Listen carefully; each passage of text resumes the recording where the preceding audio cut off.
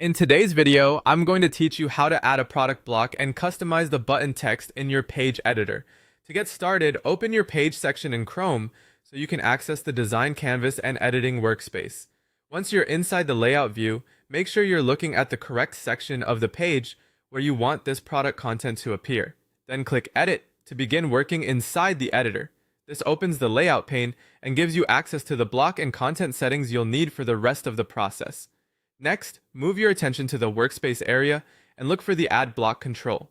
This usually appears as a marker or floating insert point within the section boundaries of your layout. Click that control to add a new content element into this part of the page. This is the step that allows you to place a new block exactly where you want it, so it's a good idea to pause for a second and confirm you're inserting it in the right section before moving on. After that, choose the product block from the available layout components. Depending on the editor, this may appear inside a drop-down menu, component list, or overlay panel. The important part is to select the product-related block option rather than a text, image, or generic content block.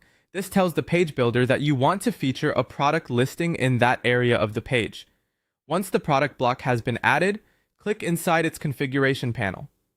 In the settings drawer or overlay window, you'll be able to choose the specific product you want to display. Select the storefront, inventory item, catalog entry, or product listing that should appear in the block.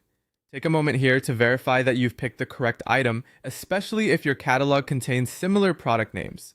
Now go to the layout design settings for that product block and look for the custom button text field. This field is often located under settings, attributes, or design related options.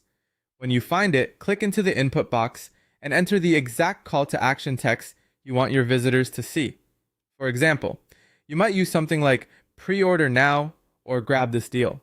Choose wording that matches the tone of your page and clearly encourages action. When you're happy with the text, click Save to apply your changes. Your product block should now display the selected item with your customized button label.